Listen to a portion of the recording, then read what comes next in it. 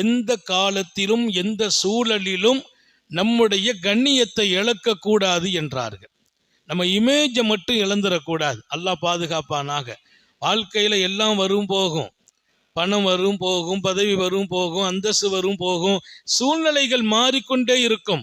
குடும்பத்தில் தான் ஒரு காலம் சந்தோஷமா இருக்கும், இன்னொரு காலம் சில கஷ்டங்கள் எல்லாம் வரும். ஆனால் நம்ம இமேஜை காப்பாற்றணும், கௌரவத்தை இழக்கக்கூடாது.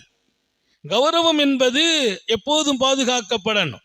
தன்மானம் என்பது உயிரை விட மேலானது. தன்மானம் என்பது நம்ம உயிரை விட மேலானது. எந்த இடத்திலும் தன்மானத்தை இழந்துடக்கூடாது. அல்லாஹ் நம்ம எல்லாருக்கும் நசீபாக்குவானாக. நம்ம பிள்ளைகளை அப்படி சொல்லி பழக்குங்கள், வளர்த்து விடுங்கள். பிள்ளைகளுக்கும் அதை வளர்த்து அந்த வாழ்க்கையை கொடுங்கள். வாழ்க்கையில் எல்லாம் வரும், சூழ்நிலைகள் மாறும். இன்னைக்கு இருக்கிற காலம் எல்லா காலமாக இருக்காது. ஒரு காலம் செழிப்பா இருக்கும், இன்னொரு காலம் அந்த நிலைகள் மாறும். ஆனால் ஒரு காலம் செழிப்பு, இன்னொரு காலம் நிலை மாறும். இருப்பினும் நம்ம தன்மானத்தை இழந்துடக்கூடாது. கொடுக்கிறவன் அல்லாஹ். நேற்று கொடுத்தான், இன்னைக்கு எடுக்கிறான், நாளை கொடுப்பான். எடுத்தவன் கொடுப்பான், கொடுத்தவன் எடுப்பான். அது அவனுடைய வேலை. நம்ம தன்மானத்தை இழப்பதா? எனவே தன்மானம் இழக்கக்கூடாது என்கிறார்கள் நபிகள் நாயகம். கண்ணியம் இழக்காது என்கிறார்கள். ஒலில்லாஹில் இஸ்ஸத்து ஒலி ரசூலிஹி ஒலில் முஃமினீன். கண்ணியம் அல்லாஹ்விற்குரியது, ரசூலுக்குரியது. முஃமின்கள் அதை பாதுகாக்க வேண்டும். கண்ணியத்தை மாத்திரம் இழந்துவிடக் கூடாது. இங்கே அபூதருல் கிஃபாரிக்கு செய்த அந்த முத்தான அறிவுரைகளில் 4வது பகுதியிலே வல்லல் நபி ஸல்லல்லாஹு அலைஹி வஸல்லம் சொல்கிறார்கள், அல்லாஹ் அஸ்அலன்னாஸ ஷையா. அபூதர், எப்போதும் யாரிடத்திலும் எதையும் உங்கள் தேவைகளை கேட்டு விடாதீர்கள். எவ்வளவு முத்தான அறிவுரை! கடந்த 3 அறிவுரைகளையும் நீங்கள் எழுதியிருப்பீர்கள் மனதில். ஏதோ கேட்டுட்டு போறதெல்லாம் இல்லை, வாழ்வதற்கான அறிவுரை. நேற்றைய தினம் முடித்த 3வது அறிவுரை வரையிலும் நீங்கள் வாழ வேண்டும். உங்கள் பிள்ளைகளை வாழ பழக்குங்கள். 4வது, எப்போதும் யாரிடத்திலும் எதையும் கேட்காதீர்கள். சாந்த நபிகள் ஸல்லல்லாஹு அலைஹி வஸல்லம் சொல்கிறார்கள், தேவைகளை அல்லாஹ்ட்ட கேளு. தேவைகளை அல்லாஹ்ட்ட தான் கேட்கணும். தேவைகளை கேட்பதற்கு ரப்பை தவிர யாரும் இல்லை. யார்கிட்ட போய் கேட்டாலும் அது கண்ணிய குறைவாகி போகும்.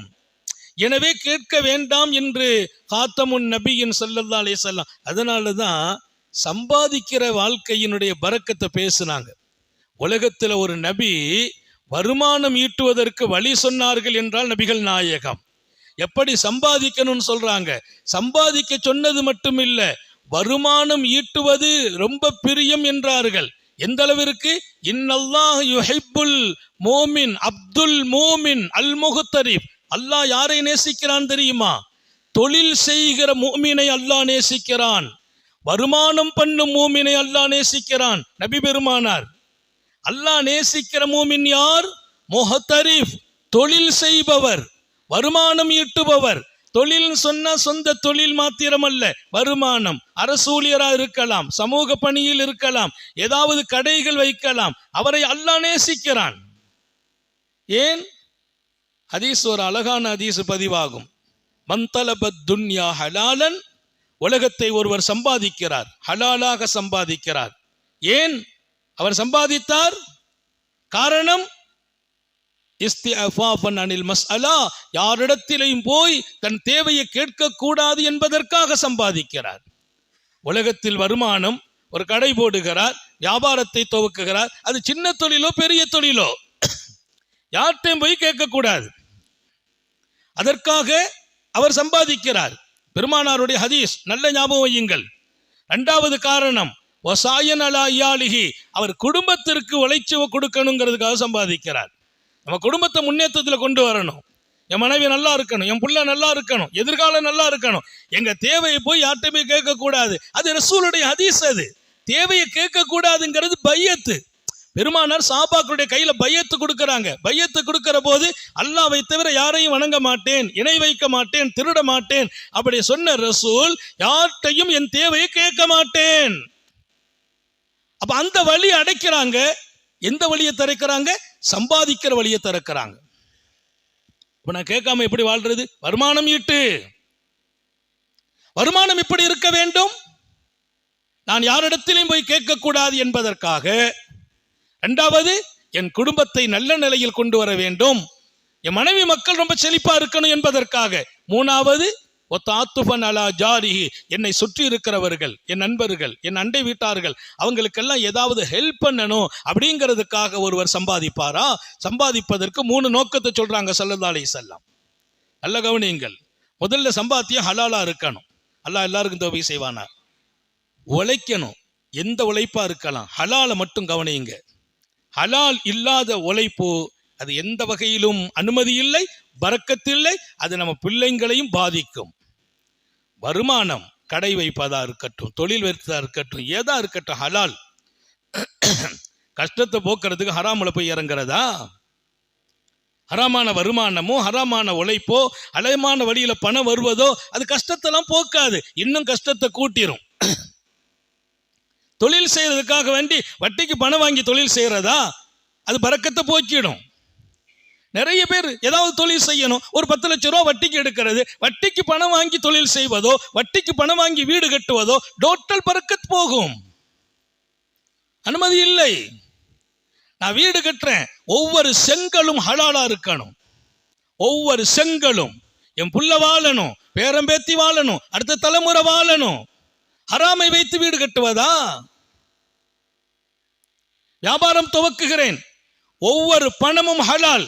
எங்க கடையில வந்து பல பேர் சாப்பிடுறாங்க, சூஃபிகள், ஞானிகள், அல்லாவின் நண்பர்கள், நேசர்கள், அவங்க எல்லாம் சாப்பிட வர்ற கடையில என்னுடைய முதலீடை ஹராமாக்குவதா? எத்தனை பெரிய பாவம் அது. அப்போ ஹலால் என்கிற அந்த இலக்கோடு உங்கள் வருமானம் துவங்கட்டும். ஏன் வருமானம்? முதல் நோக்கம், யார்ட்டையும் நான் என் தேவையை கேட்க கூடாது.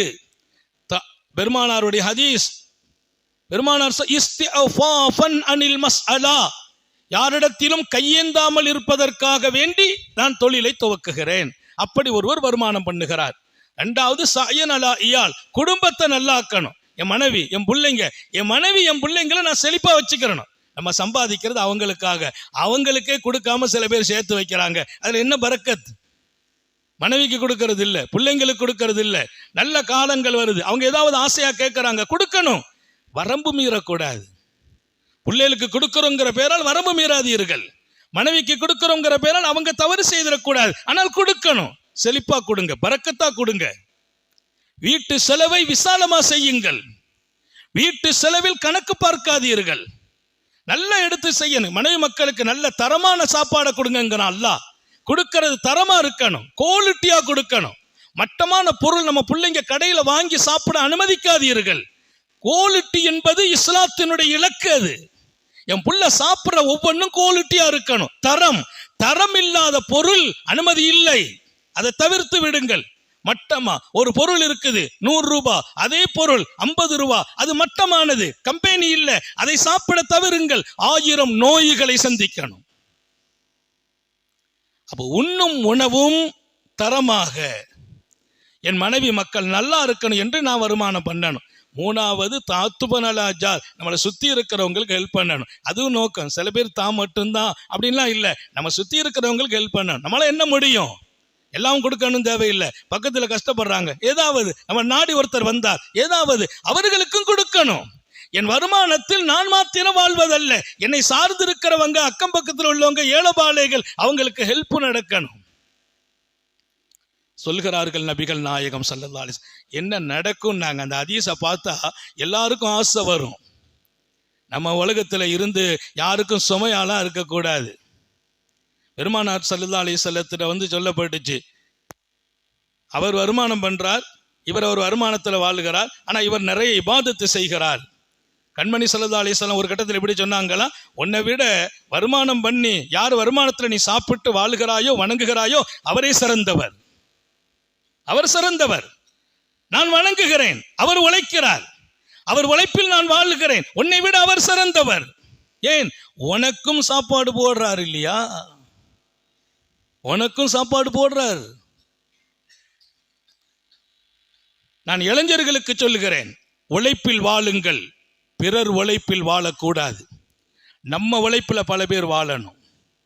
யார் உழைப்பிலும் நான் வாழக்கூடாது, யாரையும் எதிர்பார்க்க கூடாது. அண்ணன் என்ன தம்பி என்ன, ஒருவரிடத்திலும் எதிர்பார்ப்பு வைக்காதீர்கள். பாசம் நீடிக்க வேண்டும், உறவு நீடிக்க வேண்டும். எதிர்பார்ப்பு இல்லாவிட்டால் நீடிக்கும்.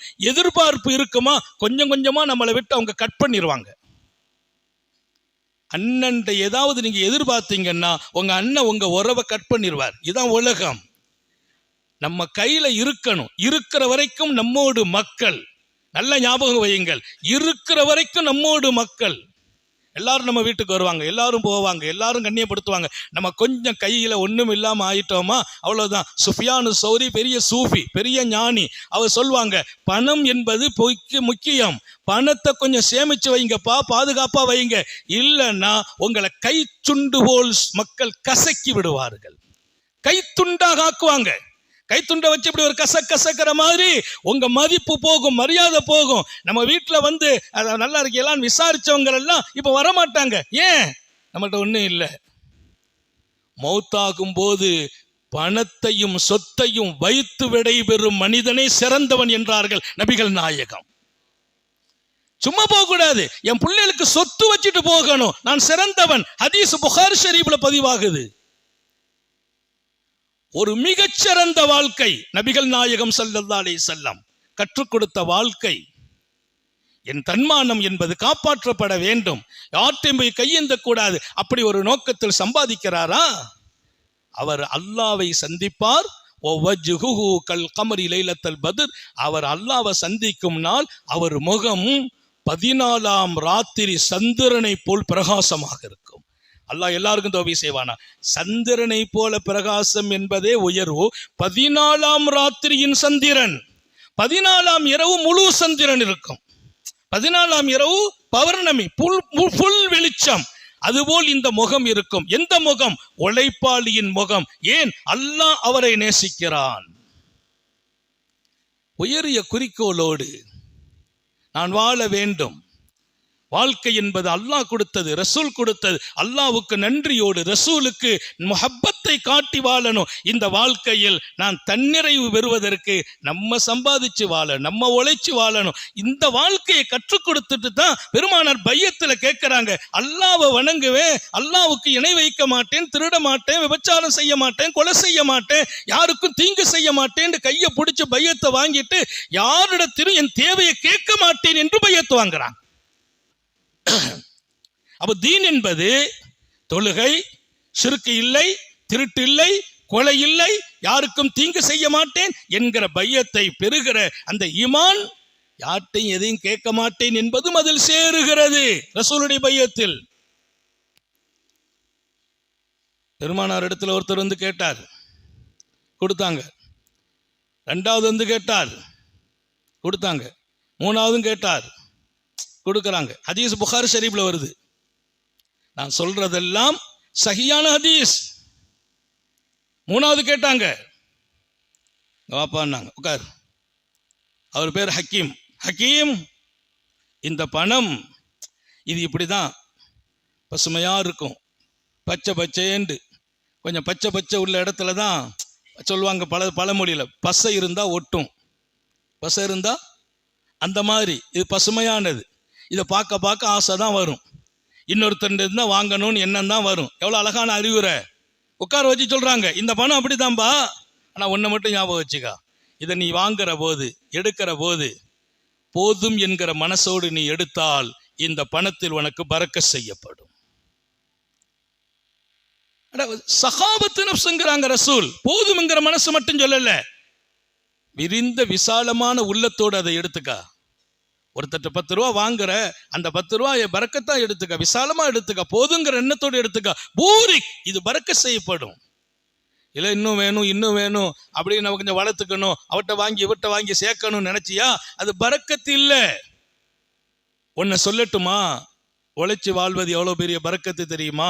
இன்னொருத்தருக்கு சொல்றாங்க, அவர்கிட்ட போய் கேட்ப கொடுப்பார், இவர்கிட்ட போய் கேட்ப இல்லம்பார்.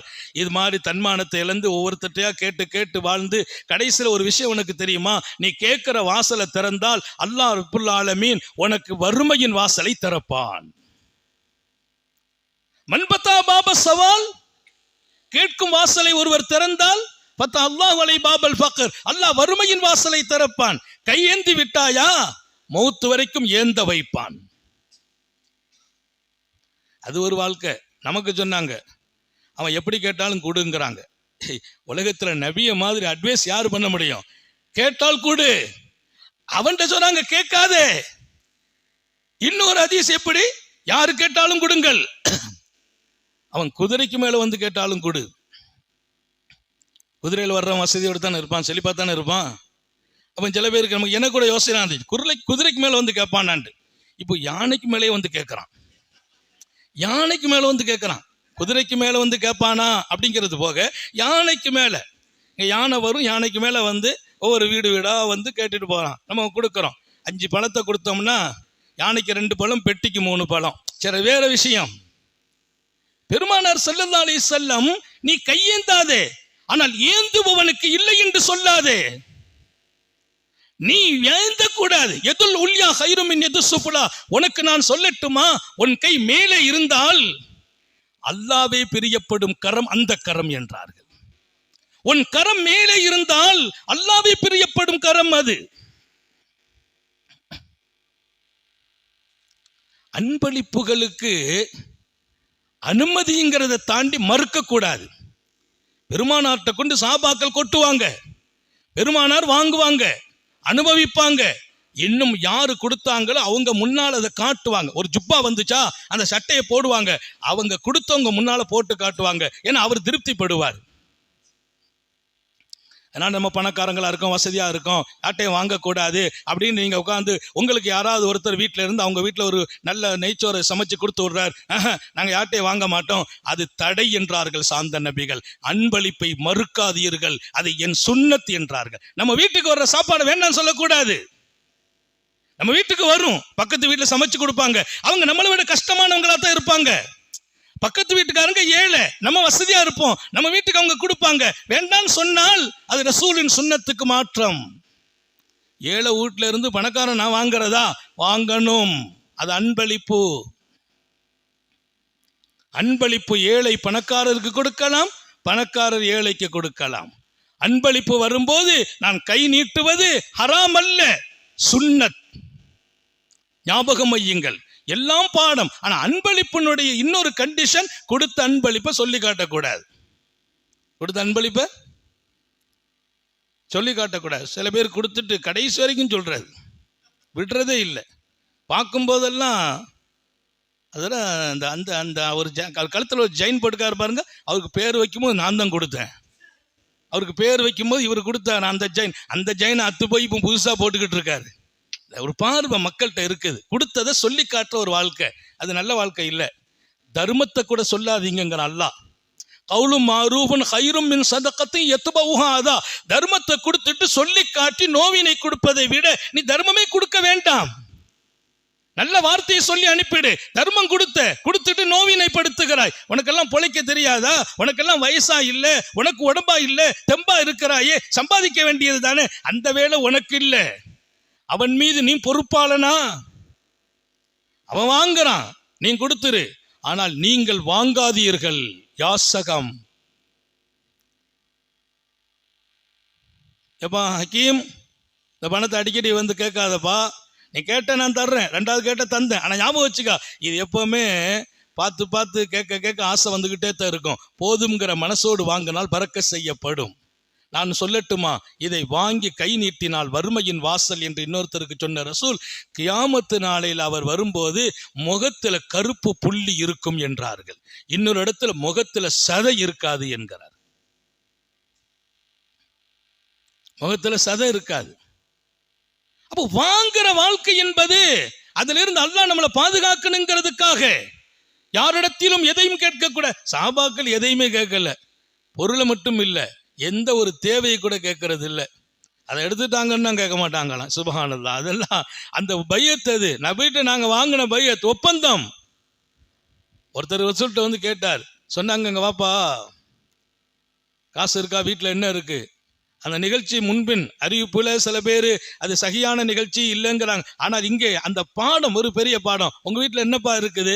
எங்க வீட்டுல ஒரு போர்வை இருக்குது, கோப்பை இருக்குது. சாப்பிட்றதுக்கு கோப்பை, படுக்கிறதுக்கு போர்வை, ரெண்டையும் எடுத்துட்டு வாண்டாங்க. அவர் கையேந்தினார், கஷ்டப்படுறார். வாப்பா தூக்கிட்டு வா. அந்த கோப்பையும் அந்த போர்வையும் தூக்கி ஏலம் விடுறாங்க ரசூல். யாரு வாங்குறீங்க இத? அந்த ஒண்ணுதான் வீட்டுல இருக்கு, கோப்பையும் போர்வையும் தான். ஏலம் விட்டாங்க. ஒருத்தர் நான் 1 திரகத்துக்கு வாங்குறேன், 1 திரகம் நாங்க ரசூல். வேற யாராவது கூட வாங்குறீங்களா? இன்னொருத்தர் 2 திரகம் நாங்க. உடனே அதை அவருக்கு கொடுத்துட்டு 2 திரகத்தை வாங்கி என்ன பாப்போ, இதை கொண்டு 1 திரகத்துக்கு உங்க வீட்டுக்கு காசு பணத்துக்கு சம்பாதிக்கு பணம் சாப்பாடுலாம் ரெடி பண்ணு. உங்க வீட்டுக்கு 1 திரகத்துக்கு சாப்பாடு ரெடி பண்ணி கொடு. இன்னொரு திரகத்துக்கு ஒரு கோடாரி வாங்கி ரசூல் ஸல்லல்லாஹு அலைஹி வஸல்லம் மட்டையை வச்சு கட்டையை வச்சு அடிச்சு கையில கொடுத்து விட்டாங்க. போ, கொஞ்ச நாளைக்கு இந்த ஊர்ல நிக்காது, எங்கேயாவது போ.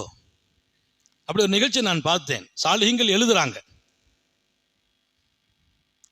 வரலாறு என்பது அது சஹி என்கிற இடத்தில் கொஞ்சம் முன்பின் இருக்கலாம். ஆனால் அந்த வரலாறு 1000 பாடம். போ, கொஞ்ச நாளைக்கு என் கண்ணில் படாத, இந்த ஊர்ல நிக்காதப்பா, போ. என்ன செய்யணும்?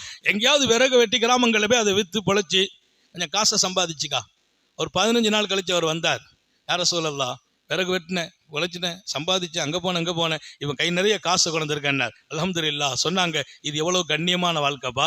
நீ உழைக்கிற, கை வலிதான், மேலே போகணும், மரத்துல மேலே ஏறணும், விறகு வெட்டணும், அதை தெருவா கொண்டு விற்கணும், எவ்வளவு கஷ்டம் தான் அது. ஆனால் இன்றைக்கு கண்ணியமா நீ இருக்கிறாயே, உன் கை நிறைய காசு இருக்கிறதே, நீ நினைத்தால் ஒருத்தருக்கு கொடுக்கலாமே. அவர் மகிழ்ச்சி அடைகிறார். யாசிக்கிறவர்களுக்கு யாசகம் கொடுக்கிற வாழ்க்கையை கற்றுக் கொடுத்தார்கள் கண்மணி நாயகம் ஸல்லல்லாஹு அலைஹி வஸல்லம். உழைக்கிற வாழ்க்கையை கற்றுத் தருகிறார்கள். அதான் கண்ணியம்.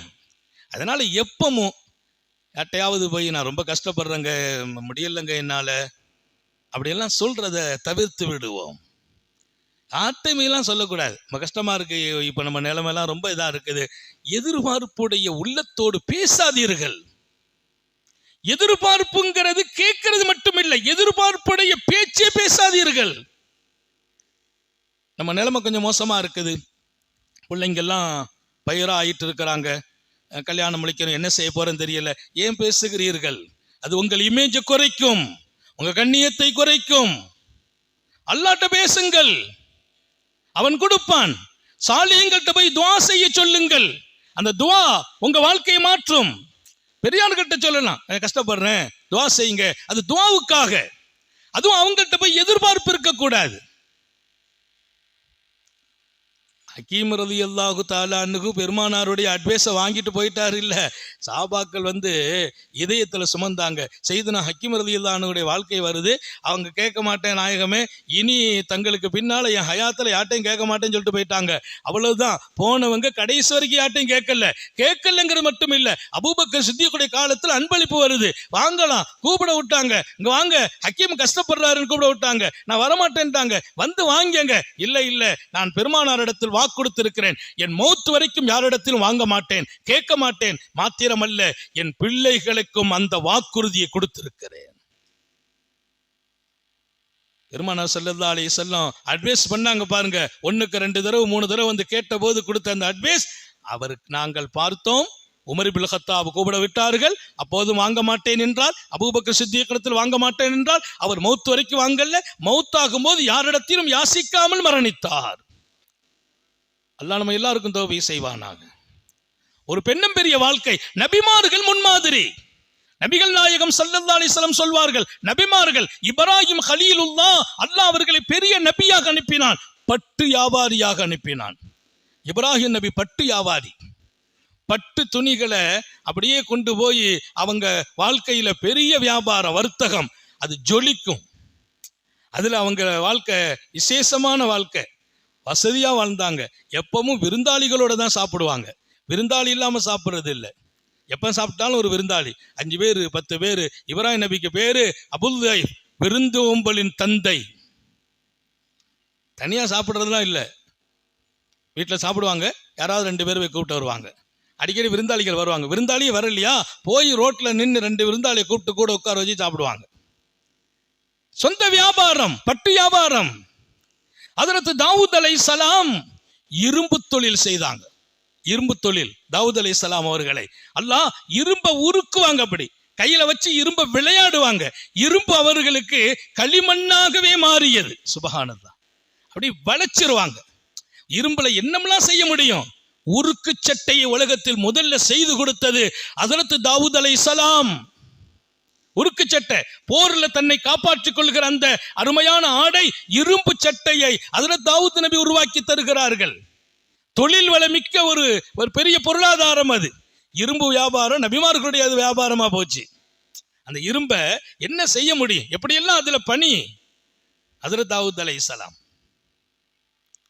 ஹஜ்ரத் நூஹ் அலைஹிஸ்ஸலாம் மர வேலை இருக்கு பாருங்க, மரங்களை சரி பண்ணி வெட்டி அதை கரெக்டா கட்டைகளா செய்து ஆசாரிகள் அந்த வேலை. ஹஜ்ரத் நூஹ் அலைஹிஸ்ஸலாம் அவர்களுக்கு மர தொழிலில் மிகச்சிறந்த இடம். அல்லாஹ் தன்னுடைய நபிமார்கள் எல்லாம் அனுப்பி வச்சு அவங்களுக்கு ஏதாவது வழியை கொடுக்கலாம், வானத்திலிருந்து ரிஸ்க் இறக்கலாம். அதை செய்யல அல்லாஹ். அவங்களை தொழிலாளியாக ஆக்கினான், உழைப்பாளிகளாக ஆக்கினான், முதலாளிகளாக ஆக்கினான். அவர்கள் மற்றவர்களுக்கு தொழிலை கற்றுக் கொடுக்கிற வாழ்க்கையை கொடுத்தாங்க. ஒரு நபி தீனை கற்றுக் கொடுப்பதை போல் தொழிலையும் கற்றுக் கொடுக்கிறார்கள். நூஹ் அலைஹிஸ்ஸலாத்தினுடைய வேலை மரங்களை எப்படி பார்க்கணும். இன்னைக்கெல்லாம் மரப்பணிகள், மர வேலை இருக்கு பாருங்க, ரொம்ப அழகா இருக்கும். ஒரு வீட்டுல மரம் செருக்குகள் கொண்டு கட்டப்பட்ட வீடுகள். நம்ம ஊர்களில் பழைய காலத்து வீடெல்லாம் நீங்க பாத்தீங்கன்னா உள்ள போனா ஏசிலாம் இல்ல, குழு குழுன்னு இருக்கும், ஃபுல்லா மரம். ஏணிப்படி கூட மரம் தான். இன்னைக்கு எங்க வீட்டுல ஏணிப்படி, மரம் ஏணிப்படி, மேல ஃபுல்லா மரம், பழைய வீடு. அந்த மர வேலை ஹஜ்ரத் நூஹ் அலைஹிஸ்ஸலாத்துக்கு அல்லாஹ் கொடுத்தான். நபிமார்கள் ஒரு பெரிய முன்மாதிரி. இத்ரீஸ் அலைஹிஸ்ஸலாம் டைலரிங்ல இருந்தாங்க, தையல் வேலை. இத்ரீஸ் அலைஹிஸ்ஸலாம் ஒரு சட்டையை கொடுத்தா சூப்பரா தைப்பாங்க, தைக்கும் பணி இத்ரீஸ் நபி. டைலரிங் அவர்கள் கையிலே அல்லாஹ் கொடுத்தான். அப்படியானால் நபிமார்கள் இந்த உலகத்தையே அழகிய பாதையில் ஈட்டு செல்ல வந்தவர்கள். தொழில் வளமிக்க வாழ்க்கையை வாழ்ந்து காட்டினார்கள். அல்லாஹ்வோடு தான் மக்களை இழுக்கிறார்கள், அழைக்கிறார்கள். அல்லாஹ்வின் பக்கம் அழைத்தவர்கள், அல்லாஹ்வுடைய அன்பை சொன்னவர்கள், அவனை வணங்க கற்றுக் கொடுத்தவர்கள். இந்த உலகில் அவர்கள் வாழ்ந்த அந்த வாழ்க்கை அழகிய முன்மாதிரி. அதனால சங்கை மிக்க சமூக நண்பர்களுக்கு ஹஜ்ரத் ரசூல் ஸல்லல்லாஹு அலைஹி வஸல்லத்தின் முத்தான சத்தான அறிவுரை 7, அதுல 4ஆம் பகுதி முடிக்கிறோம். நேத்தெல்லாம் நிறைய பேர் விளக்கம் தந்திருக்கிறாங்க. ஹஜ்ரத் எவ்வளவு பெரிய வாழ்க்கையை நாங்கள் படித்துக் கொண்டோம், இதெல்லாம் பெரிய வாழ்க்கை. நேற்றைய நிகழ்ச்சி. இன்றைக்கு 4ஆம் பகுதி, என் தன்மானத்தை நான் இழக்கக்கூடாது என்று பெருமானார் அறிவுரை கேட்டார்கள், சொன்னார்கள். எந்த இடத்திலும் கண்ணியம் இழந்து விடாதே. உன் தேவையை போய் ஒருத்தட்ட கேட்டாயா, உன் இமேஜ் இறங்கிடும். உன்னை பெருசா வச்சிருப்பாங்க, ஏதாவது அவர்கிட்ட நீ எதிர்பார்க்கிற மாதிரி தெரிஞ்சிச்சு, அவர் பார்வையில் நீ தாழ்ந்து விடுவாய். உன் இமேஜ் எருவதற்கு இருக்கும், அவர்கிட்ட போய் தேவையாகாத வரைக்கும் தான். சர்காரே காயினாத் ஸல்லல்லாஹு அலைஹி வஸல்லம் அவர்களின் இந்த அறிவுரை சஹாபாக்களுடைய வாழ்க்கையாக மலர்ந்தது. ஹஜ்ரத் அபூபக்கர் சித்திக் ரலியல்லாஹு அன்ஹு பெரிய தொழில் வளமிக்க வாழ்க்கை. சுஃபியான் ரசூல் ஸல்லல்லாஹு அலைஹி வஸல்லம் அபூ சுஃபியான் வர்த்தகம், உலக நாடுகளுக்கு சரக்கு ஏற்றுமதி செய்கிறார். அபூ சுஃபியான் ரலியல்லாஹு அன்ஹு சர்க்கார் ஆலமின் சஹாபி அபூபக்கர் மிகப்பெரிய பட்டு வியாபாரி. சஹாபாக்கள் ஒன்னும் தொழில் செய்யாம வாழல்ல, தீனை காப்பாற்றியவர்கள், தீனுக்காக பாடுபட்டவர்கள், பல போர்க்களங்களில் பங்காற்றியவர்கள். ஆனால் தன்மானத்தோடு வாழ்ந்தார்கள். தனக்கென்று ஒரு தொழிலை, தனக்கென்று ஒரு வாழ்க்கையும் வாழ்வாதாரத்தையும். அதனாலே நான் பல பேர்களுக்கு பாடமாக்குவேன். என்னாலலாம் ஒன்றும் முடியலைங்க, நான் என்ன பண்ணுவேன், அதெல்லாம் ஆபத்தானது. அழகான வார்த்தை அல்ல. வீட்டில் உட்கார்றது நான் விரும்பல, கடை தெருவுக்கு செல்லுங்கள் என்றார்கள் ஹஜ்ரத் ரசூல் ஸல்லல்லாஹு அலைஹி வஸல்லத்தின் அன்பு தோழர்கள். எதற்காக? உங்கள் வாழ்வை வளர்த்து கொள்வதற்காக. மஸ்ஜிது நபவியில பெருமானாரோடு சஹாபாக்கள் அப்படி சும்மா வெளியில வர்றாங்க. வந்தபோது அங்கே ஒரு வாலிபரை பார்க்கிறார்கள். அவர் ஒரு கிராமவாசி, மிக பயங்கரமா ஓட்டம் போடுறார். அதை தூக்குறார், இதை தூக்குறார். ஹஜ்ரத் உமர் ரலியல்லாஹு அன்ஹு சொன்னாங்களாம், என்ன அழகான வாலிபம், எவ்வளவு தெம்பா இருக்கிறார், எவ்வளவு தெம்பா இருக்கிறார். லவ்கான சாயு ஃபீ ஸபீலில்லாஹ், இவருடைய இந்த முயற்சி எல்லாம் அல்லாஹ்வுடைய பாதையில் இருந்தால் கான ஹைரன், எவ்வளவு சிறப்பா இருக்குமே. தெம்போடு இருக்கிறார், திடகாத்திரமா இருக்கிறார். இந்த வாலிபத்தை வைத்துக்கொண்டு இந்த தெம்பு திடகாரத்தில் அங்கேருந்து ஜாமான தூக்கி இந்த ஜாமான் அங்க போட்டு மூட்டை தூக்கிட்டு இருக்கிறாரு. அல்லாஹ்வுடைய பாதையில இவருடைய முயற்சி இருந்தால் எவ்வளவு பரக்கத். பெருமானார் உடனே டச் பண்ணாங்க, அமர் உட்காருங்க, இப்போதும் அவர் அல்லாஹ்வுடைய பாதையில் இருக்கிறார். லவ்கான சாயுஹு, இந்த உழைப்பும் முயற்சியும் தன் வயசான தாய் தந்தையர்கள் யாரிடத்திலும் போய் தேவையாக கூடாது என்று இருக்குமையானால் இவர் அல்லாஹ்வின் பாதையிலேயே முயற்சி செய்கிறார். அல்லாஹ்வுடைய பாதையில போய் நான் முயற்சி செய்வது என்பது பள்ளிவாசல்ல வந்து உட்கார்வதோ குர்ஆன் ஓதுவதோ திக்ர் செய்வதோ மாத்திரம் அல்ல. ஹஜ்ரத் ரசூல் சொல்லிக் கொடுக்கிற பாடம். இன்றைக்கு ஒரு உழைக்கிறார், அங்க ஓடுகிறார், இங்க வருகிறார், மூட்டையை தூக்குறார், சுமக்கிறார். இப்போதும் அவர் தன் வயதான தாய் தந்தையர்கள் கண்கலங்க கூடாது, கஷ்டப்படக்கூடாது என்று உழைத்தால் அது அல்லாஹ்வின் பாதை. அதே போல் அவர் பெற்றெடுத்த பிள்ளைகள், சிறுவர்கள், இன்னைக்கு அவங்க வருமானம் பண்ற வயசுக்கு வரல, அந்த பிள்ளைங்களை உருவாக்கணும், தர்பியத்து கொடுக்கணும், அந்த பிள்ளைங்களை நல்லாக்கி வைக்கணும். அவர் கைபிடித்த மனைவி, அந்த அம்மா கண்கலங்க கூடாது என்று அவர் உழைக்கிறாரா? கான சாயு ஃபீ ஸபீலில்லாஹ். இப்போதும் அல்லாஹ்வுடைய பாதையிலேயே அவர் முயற்சிக்கிறார். அல்லாஹ்வுடைய பாதைங்கிறது ஒத்த சொல், ஆழமான பொருள், 1000 பொருள். அல்லாஹ்வுடைய பாதை என்பது ஒத்த சொல், ஃபீ ஸபீலில்லாஹ். அதற்கு பொருள் ஆழம் 1000. அவர் ரோட்ல வந்து ஒருத்தர் உழைச்சி கடையில போட்டு தெரு தெருவா வியாபாரத்தை தூக்கிட்டு அலையிறவர், அவர் அல்லாஹ் மறந்துட்டு அலையிறாரு, ரசூலை மறந்துட்டு அலையிறாரு, அப்படிலாம் சொல்லக்கூடாது. அவர் தலையில தூக்கிட்டு அலையிறாரு. அந்த பக்கமா ஒரு பள்ளிவாசல பாங்கு சொன்னா அந்த சரக்கை கொண்டு அங்க வச்சுட்டு அங்க போய் தொழுகிறார். இங்க வந்து பாருங்க, அசர் நேரத்துல நிறைய பேர் அங்க மூட்டை கிட்ட எல்லாம் அப்படியே வச்சுட்டு இங்க தொலை ஓடி வந்துருவாங்க. தொழுது முடிச்சுட்டு இங்கே தூக்கிட்டு ஓடுறாங்க. அவர் அல்லாஹ்வுடைய பாதையிலேயே ஓடுகிறார். வந்ததும் அல்லாஹ்வுடைய பாதை, போறதும் அல்லாஹ்வுடைய பாதை. பொருள் விளங்க வேண்டும். அப்ப நபி பெருமானார் ஸல்லல்லாஹு அலைஹி வஸல்லம், ஹஜ்ரத் அபூபக்கர், ஹஜ்ரத் உமர், முத்தான சஹாபிகள், அவங்க தான் சொல்றாங்க, வாலிப அழகா இருக்கு, தெம்பா இருக்கிறாரு, இவர் எங்கோ வந்து தீனுக்காக உழைக்கலாமே. அப்ப அங்க வாப்பா, இப்பவும் அவர் தீனுக்காகத்தான் பாடுபடுகிறார். அவர் மனைவி நல்லா இருக்குன்னு நினைக்கிறாரு இல்லையா? அவங்க பிள்ளைங்களை தர்பியத்துப்படுத்தணும்னு நினைக்கிறார். அவங்க தாய் தப்ப வயசாயிட்டாங்க, அவங்களை தூக்கி சுமக்க நினைக்கிறார். இப்போது அவர் அல்லாஹ்வுடைய பாதை. எனவே உங்களுடைய பார்வை விரியட்டும், விசாலமாகட்டும்.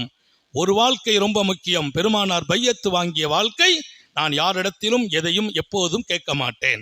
இளைஞர்களுக்கு சொல்லுகிறேன், உழைத்து வாழுங்கள், பிறர் உரைப்பில் வாதாதீர்கள். என் பெருமான் ஒரு கரத்தை முத்தமிட்டார்கள். என்ன நாயகமே என்று கேட்டபோது அந்த கரம் சொரசொரப்பாக இருந்தது. அது ஒரு உழைப்பாளியின் கரம், முத்தமிட்டேன் என்கிறார்கள்.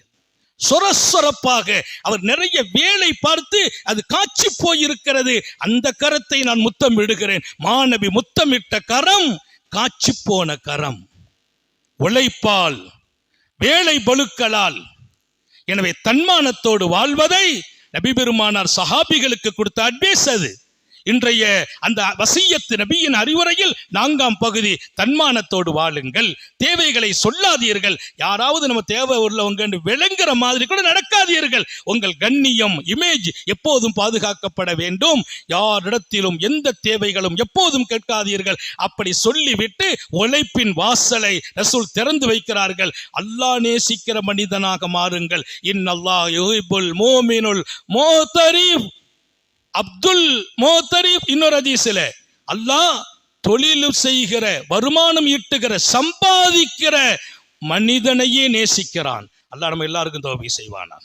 ஏதாவது நமக்கு தெரிந்ததை இந்த உலகத்திலே நான் வாழ்வதற்காக, கையேந்தாமல் வாழ்வதற்காக, மனைவி மக்கள் மகிழ்ச்சியாக வாழ்வதற்காக, நம்மை சுத்தி இருக்கிறவங்களுக்கு ஏதாவது நம்ம ஹெல்ப் பண்ணணுங்கிறதுக்காக நீங்கள் உழைக்கிற போதெல்லாம் பௌர்ணமி இரவின் 14ஆம் இரவின் சந்திரன் உங்கள் முகம் என்றார்கள் மாணவி. அந்த ஹதீஸ் கவனத்தில் இருக்கட்டும். அதனால் இபாதத்தை விட்டுறக்கூடாது, அல்லாஹ்வை மறந்துடக்கூடாது. அல்லாஹ் தான், ரசூல் தான் என் இமேஜுக்கு இந்த வழியை தர்றாங்க. அந்த வழியை எடுக்கிற போது அவங்களுக்கு நன்றி செலுத்தணுமா இல்லையா? அல்லாஹ் தௌஃபீக் செய்வானாக, நம்முடைய ஹயாத்தில் பரக்கத் செய்வானா, சுகத்தில் பரக்கத் செய்வானா. இன்ஷா அல்லாஹ் இன்னைக்கு 27வது இரவு லைலத்துல் கத்ரை எதிர்பார்த்து ஆதரவு வைத்து இரவு 10:30 மணிக்கு இங்கே பயானும், தொடர்ந்து தஸ்பீஹ் தொழுகை, திக்ர் மஜ்லிஸ் இன்ஷா அல்லாஹ் நடைபெறும். அபூர்வ நிறைவு துவா 10:30க்கு சரியா துவக்கமாகும். நாளை ஜும்மா 27ஆம் பகல் ஜும்மா, இங்கே பயான். பெண்கள் நாளைக்கு ஜும்மாவனால அவங்க வரமாட்டாங்க.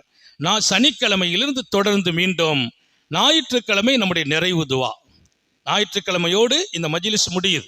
அல்லாஹ்வின் பேரருள், அவன் பெரும் கருணை, அவன் நாடாவிட்டால், அவன் உதவி செய்யாவிட்டால் இப்படியெல்லாம் ஒரு மஜ்லிஸை கூட்டவும் முடியாது, நடத்தவும் முடியாது. டெய்லி மக்கள் கூடுறது, டெய்லி ஜும்மா விட 2 மடங்கு. ஜும்மானா சஃப்ல இருக்கிறோம், இப்போ அப்படி இல்லை.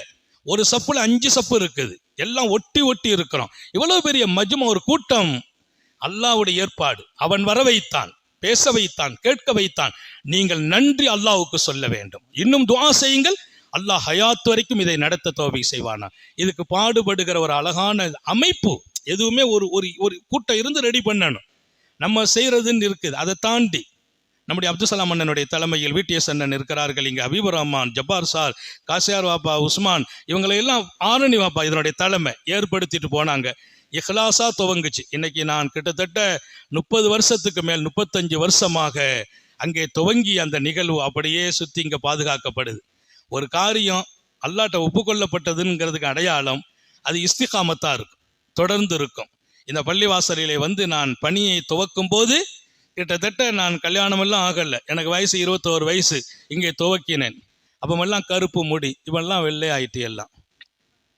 அப்பமும் நம்ம சாப்பிட்டா தான் இருந்தோம், இப்பவும் சாப்பிட்டா தான் இருக்கிறோம். நம்மளையும் சில பேர் சீண்டி பார்த்தாங்க, சீண்டி பார்க்கும்போது சிரிச்சுக்கிட்டே இருந்தோம். உண்மை அதுதான். நீங்கள் சாந்தமா வாழ்கிற வரைக்கும் ஜெயிக்கிறீர்கள். அவங்க பின்னால உங்கள்கிட்ட வந்து உங்க நிலைமை உணர்வாங்க. ஒரு இடத்துல தரிபாடா வாழ்றது பெரிய பரக்கத். அப்போ இங்க இன்னைக்கு கிட்டத்தட்ட 1990 இந்த பணியை துவக்கினோம். வாவர் பள்ளியிலே நம்முடைய இமாமத்து பணி. அதனுடனேயே புகார் ஷரீஃபையும் துவக்கணும். காலையில இமாமத்துல சேர்றேன், இஷாவுல புகார் ஷரீஃப் ஆரம்பிச்சோம். இன்னைக்கு கிட்டத்தட்ட 35 ஆண்டுகளை தாண்டி 90 இன்னைக்கு 2025 முடித்து 26 துவக்குகிறோம். எவ்வளவு பெரிய வாழ்க்கை அல்லாஹ் கொடுத்தான், பரக்கத்து. ஒரு இடத்துல ஒருத்தர் நீடிச்சு இருக்கிறாங்கன்னா அவர் திறமையானவர் இல்லை, அந்த மக்கள் பாக்கியமானவங்க. அவங்க விட்டு வைக்க போய் தான் அவர் இருக்கிறார். நீங்களெல்லாம் உங்கள் ஒத்துழைப்பு தான் இங்கே ஹிதுமத் செய்ய முடிகிறது. எனவே நான் உங்களுக்கும் அல்லாஹ்வுக்கும் நன்றி சொல்வோம். இந்த மஜ்லிஸ் கியாமத் வரைக்கும் நடக்கணும். அதனால இது ஞாயிற்றுக்கிழமை துஆவுடைய மஜ்லிஸாக இருக்கும். எல்லாரும் உங்களுடைய மனைவி பிள்ளைகளை கூட்டுவாங்க. துஆக்கள் அவங்களுக்கு வேணும், வீட்டு பெண்களுக்கு வேணும். இங்கே வசதியான ஏற்பாடுகள் இருக்குது, பின்னால எல்லாரையும் உட்கார வைக்கலாம். உங்கள் வீட்டு பெண்களை துஆ மஜ்லிஸுக்காக அழைத்து வாருங்கள். அதே போல் உங்கள் நண்பர்களுக்கு மெசேஜ் ஃபார்வர்ட் பண்ணுங்க. இங்கே துஆ ஞாயிற்றுக்கிழமை நடக்குது. இத்தனை நாள் ஹதீஸ் வாசிக்கப்பட்டு இவ்வளவு இதயங்கள் நம்ம மட்டும் கேட்கல, இங்க ஒரு 1000 பேர் இருந்து கேட்கணும் இல்ல, இது பல லட்சம் பேர் கேட்டுக்கிட்டு இருக்கிறாங்க. அடுத்த நிமிஷம் பல வழியிலும் இது மக்கள் கேட்டுக்கிட்டு இருக்காங்க. எத்தனையோ மக்கள் இதை கொண்டு பயனடைகிறார்கள். அப்படி ஒரு உயிரோட்டமான மஜ்லிஸ். இன்ஷா அல்லாஹ் ஞாயிற்றுக்கிழமை இதன் பலன்தான் துஆ. எல்லோரும் கலப்பதோடு உங்களுடைய பிள்ளைகளை அழைத்து வாருங்கள், பெண் மக்களுக்கும் வாய்ப்புகளை கொடுங்கள். எல்லாம் அல்ல அல்லாஹ் இந்த மஜ்லிஸ் கியாமத் வரைக்கும் நடக்க செய்வானா, அவன் பொருந்தி கொள்வானாக. அவனுக்காகவே என்ற உயர்ந்த நோக்கம் எங்கும் மாசுபடாமல் பாதுகாப்பானாக.